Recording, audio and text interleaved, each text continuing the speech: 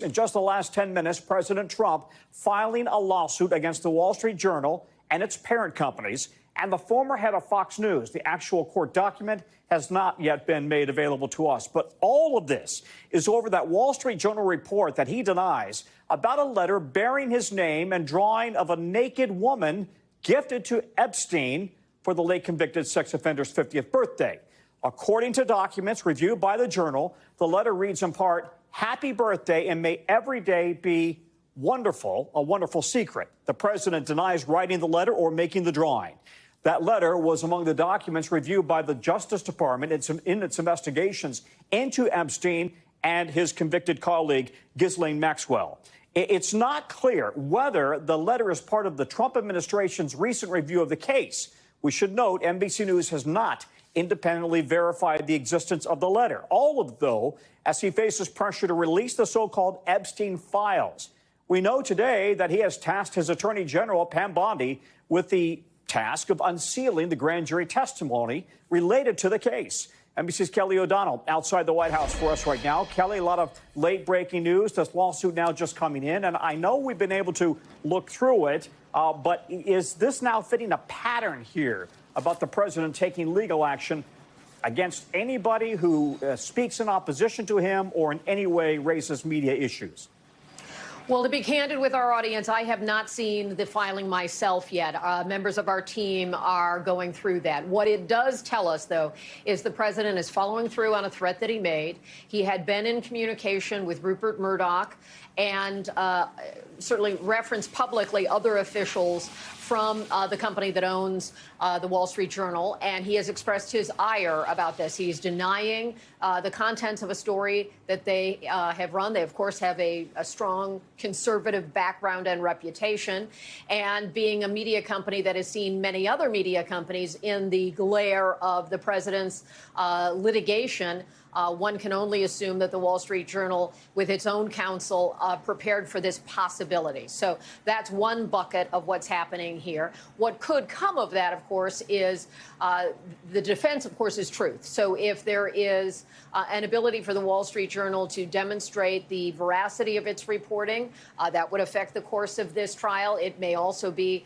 an interesting thing to see if it gets to a discovery point where more of this information becomes public. So we've got a lot of work to do to go through that. In the broader context of how this day began, and here we are at 5 p.m. Eastern, and we still do not have a filing from the Department of Justice for the grand jury documents that the president said he was instructing the Attorney General, Pam Bondi, to take action in this way, to ask the court, and it is subject to the court's review, to release certain Epstein-related grand jury transcripts. That is a very small part of the overall government possession of evidence, witness information, all the different components of what have been commonly referred to as Epstein files. This would be a narrow piece of that. We do not yet know about that motion, and we are awaiting to see when the DOJ will file it. And then again, the court gets to decide on its own time when it responds. So, listen, whatever this grand jury testimony might include, the so-called Epstein files that some of the president's supporters have been clamoring to get released, the question is really, is this something totally different? What they have wanted released, what might be in the DOJ files versus the grand jury testimony? So the grand jury would be a transcript of witnesses brought before the grand jury as prosecutors were seeking to get an indictment from the grand jury that was impaneled at the time. They do not bring all of their witnesses, and a transcript would not include the supplemental documentation. Here is a report to look at. When they're questioning witnesses, if they use supplemental documents or records or phone records or videos or any of the things that we would think of as evidence, that doesn't go into a grand jury transcript. It's the question and the answer, and it can be narrow, more narrow than the number of witnesses overall. So it is a slice of what is commonly thought of as the Epstein files. There's also the issue of this is typically secret material because it is done for investigative purposes. It may raise names who are never drawn into any kind of charges. It may refer to victims in this case all who have a right to have their privacy protected. So it's not a foregone conclusion that a judge would release this material.